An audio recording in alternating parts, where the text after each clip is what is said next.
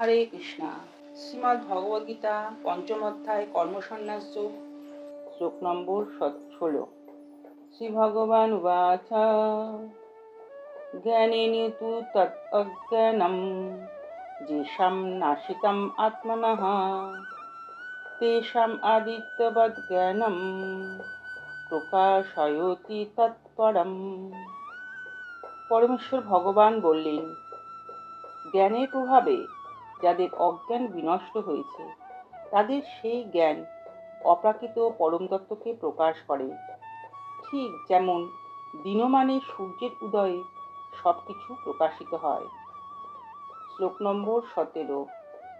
শ্রী ভগবান উবাচ তদ্বুদ্ধয় তদাত্মনঃ তন্নিষ্ঠস্তৎপরায়ণঃ গচ্ছন্তু অপুনরাবৃত্তিং জ্ঞানো নির্ধূত কল্মষাঃ।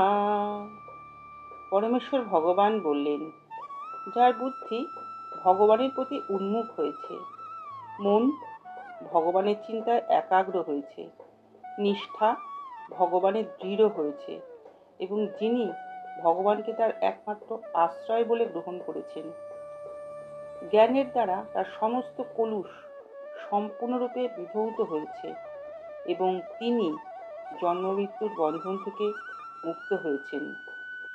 শ্লোক নম্বর 18।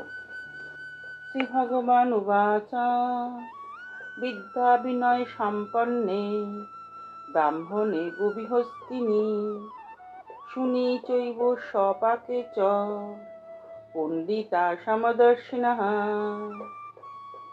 পরমেশ্বর ভগবান বললেন, জ্ঞানবান পণ্ডিতেরা বিদ্যা বিনয় সম্পন্ন ব্রাহ্মণ, গাভী, হস্তি, কুকুর ও চণ্ডাল সকলের প্রতি সমদর্শী হন। Thanks for watching. Please subscribe our channel. Please Lotus Feet. Hare Krishna.